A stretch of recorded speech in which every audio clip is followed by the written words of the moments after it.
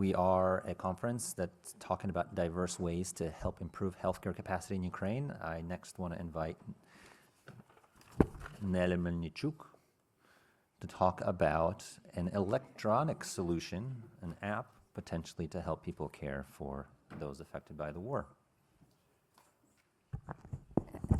Thank you, Andrei. So I am back, and I actually feel really bad going after Haley and after such an impactful talk that Haley gave us.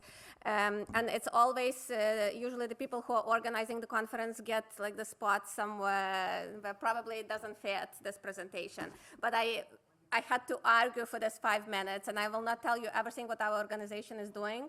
But one thing that I wanted to tell you a little bit about this mobile app that we created, and it's created by Ukrainians in Ukraine, utilizing IT team, utilizing Ukrainian physicians and Ukrainian expertise. We are just providing an advice here.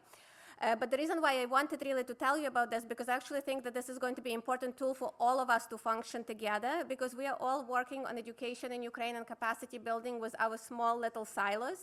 All of our academic institutions, people who are going on mission trips and bringing this expertise to Ukraine. What happens afterwards, that expertise remains local. So for example, people from Ivano-Frankivsk Hospital will talk to people from, I don't know, Mass General Brigham on WhatsApp chats, on Telegram groups, on Facebook messengers, and that expertise, even though it's shared, it is not shared with everybody else in Ukraine, whom it could be. So we created this mobile application. It's called Heal UA. You can find it on App Store and Android Store. And it's to connect Ukrainian physicians with each other for peer-to-peer consultations, but also with their counterparts abroad. It's HIPAA compliant. It's moderated. We are utilizing AI translation because that was our issue at the beginning. The app has been around for about 3 years, but in the past it was always in Ukrainian, and we had human translators which were not as effective, but we just implemented AI translation, which is moderated. And I will not, because I don't want to spend too much time, I'll just tell you how it works. So physician in Ukraine can put a post on an app asking a question. It can be longer question, shorter question. They can upload the images. It has to be without the name. We moderate for that. And then many of us can chime in and provide the answer. And we're also moderating that. We don't want some answers that are not evidence-based to be propagated, so we're keeping an eye on that. And as I said, it can be done in Ukrainian and English. So in Ukraine, actually, it's now utilized by 4,500 physicians. We have 98% response rate to clinical cases. And so far, we had 500 cases have shared. And we have multiple collaborations worldwide, but we really want to make sure that this group is utilizing it as well for mission work, for courses work, for communicating afterwards, and for sharing the expertise. Because the most important thing was this app, that knowledge that's there, then others can learn from. We can read clinical cases, and we can learn from that.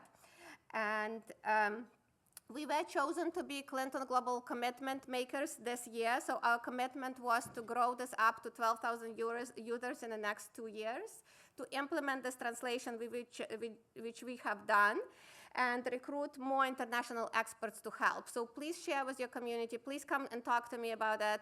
Our Ukrainian team made sure that I really need to tell you about it because they're very passionate about it. And we know that despite reading multiple books, reading the guidelines, without talking to each other as peers, it's very hard to manage patients. We are very fortunate in academic communities in the United States. For example, I ask my partners questions every single day about management of the patients, but Ukrainian physicians actually might not have that ability. We heard from Alexander Linchevsky, who is actually one of our advisors on the board of advisors for GMKA. We know that expertise is very limited. And, but the good thing in Ukraine is, and I think we all have seen that, the young physicians, they're hungry for that knowledge. They want to talk to others. They want to learn from others. So let's utilize this app to provide expertise for them. So if you want, whoever does not have it, download it utilizing that QR code, and speak more to me about this. We also had a fancy video about the Heal UA, but we will skip that in the interest of time. But I would encourage everybody to use this because those young Ukrainian physicians really depend on that, and the patients as well.